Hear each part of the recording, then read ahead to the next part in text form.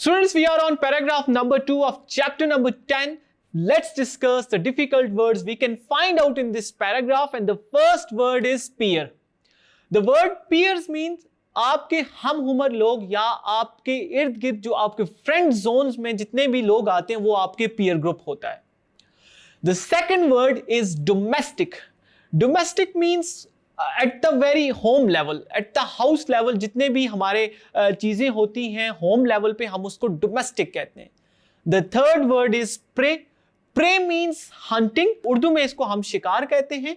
और prey in the sense कि जब आप कोई बंदा hunting के लिए जाता है तो वो जिस चीज का शिकार कर रहा होता है वो उसका prey होता है.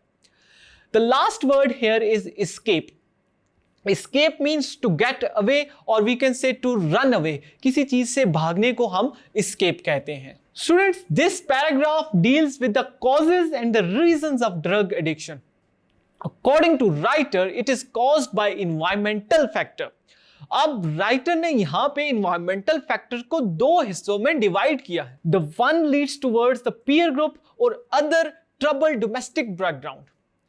एक राइटर जो वजह बताता है ड्रग एडिक्शन की इस सोसाइटी में वो पीयर ग्रुप है, यानी कि पीयर ग्रुप में हम उम्र लोग जब बुरी सोबत का शिकार होते हैं तो वो एडवेंचर के नाम पे ड्रग्स लेते हैं और फाइनली वो उन ड्रग्स का शिकार बन जाते हैं और आखिरकार वो एडिक्ट्स बन जाते हैं.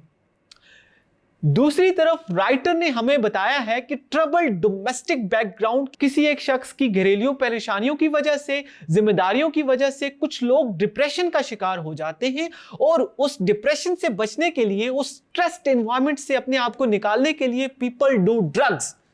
लोग ड्रग्स का इस्तेमाल करते हैं और यही दो मेजर वजह राइटर ने हमें बताई हैं कि इन दोनों मेजर कॉजेस की वजह से सोसाइटी में ड्रग एडिक्ट्स पाए जाते हैं और ये मेन कॉजेज हैं सोसाइटी में ड्रग एडिक्शन की. So student, this was all and all in this paragraph. Hope you understand the thorough explanation of this paragraph. Let's move to the paragraph number 3.